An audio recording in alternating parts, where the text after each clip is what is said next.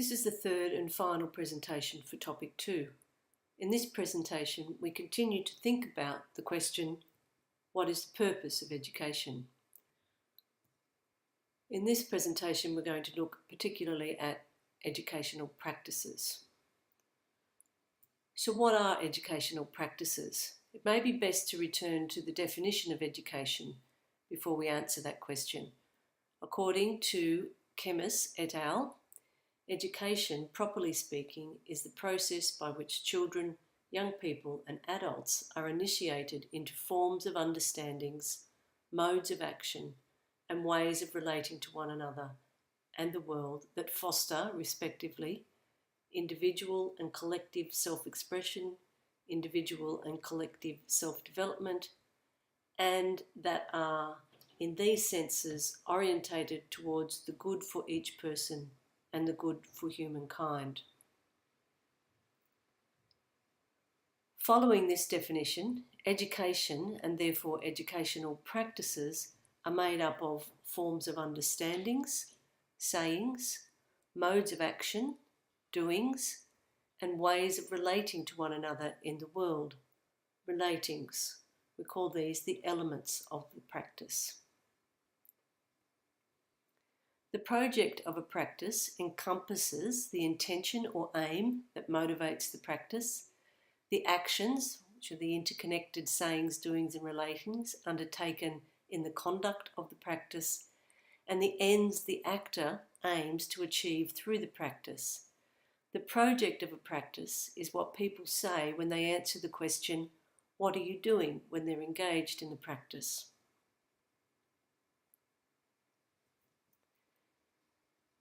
Educational practices take place in sites, also called practice landscapes. These sites constitute the intersubjective space where we encounter one another. It has 3 dimensions: a semantic space realised in the medium of language and ideas, where the sayings are enabled, a physical time space realised in the medium of activity and work, and these are the doings of the practice, and a social space realised in the medium of power and solidarity, which enable and constrain, or that's the space in which we relate to each other. The sayings, doings and relatings that compose practices do not exist in a vacuum. They are made possible, or enabled and constrained, and held in place by conditions or arrangements found at or brought to the site. So as you can see in this diagram, cultural discursive arrangements enable and constrain the sayings of the practice. Material economic arrangements enable and constrain the doings of the practice, and social political arrangements enable and constrain the relatings of the practice. Collectively, these arrangements are called practice architectures. Practice architectures can also be understood in terms of practice traditions. Practice traditions carry the imprints of prior sayings, doings and ways of relating enacted in a practice. They encapsulate the history of the happenings of the practice and act as a kind of collective memory of the practice.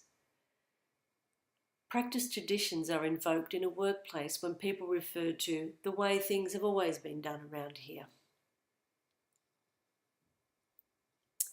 Now I know that's a lot to digest, and we'll be discussing these terms and looking closely at what constitutes educational practices throughout the session. But for now, I wanted to introduce you to these terms and this understanding of educational practices as they relate to your immersion report template. You can see in that template I ask you to describe the practice landscape, to provide an overview of the project of the practice, to describe the elements of the practice, and to identify some of the architectures of the practice. Now, if that all sounds just way too scary at the moment, don't worry, we will unpack it with you.